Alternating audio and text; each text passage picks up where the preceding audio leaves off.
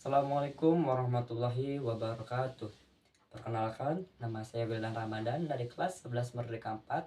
Saya akan menjelaskan materi pelajaran informatika dengan topik topologi jaringan.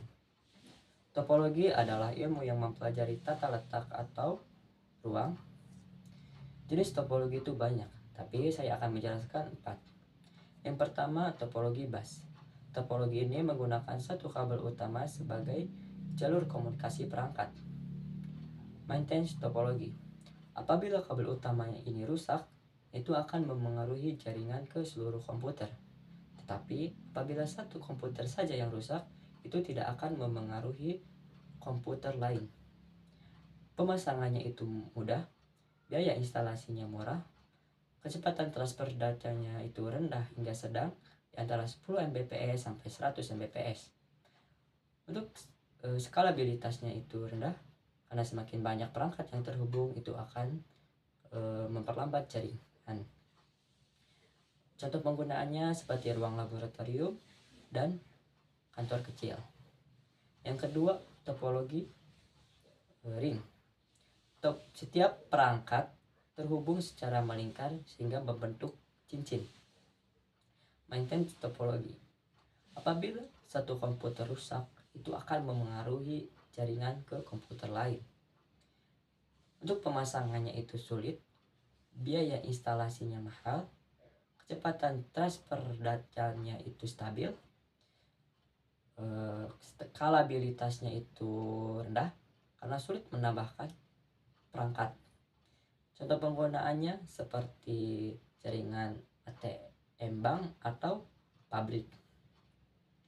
Yang ketiga itu ada topologi star. Setiap perangkat terhubung ke satu perangkat pusat seperti hub atau switch. Maintenance topologi ini apabila hub atau switchnya rusak, itu akan memengaruhi jaringan ke seluruh komputer. Tapi apabila komputernya yang rusak, itu tidak akan memengaruhi jaringan ke komputer lain. Untuk pemasangannya itu mudah, biaya instalasinya mahal, kecepatan transfer datanya itu sedang hingga tinggi, skalabilitasnya itu tinggi karena mudah menambahkan perangkat. Contoh penggunaannya seperti kantor dan sekolah. Yang terakhir itu yang keempat ada topologi mesh. Setiap perangkat terhubung secara langsung ke perangkat lain. Untuk maintenance-nya, apabila satu komputer rusak, itu tidak akan memengaruhi jaringan ke komputer lain. Tetapi untuk mentransfer datanya, itu harus melalui jalur lain.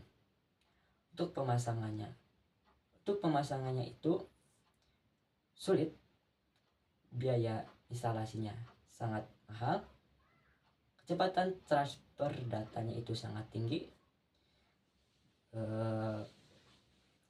skalabilitasnya itu rendah karena memerlukan banyak kabel.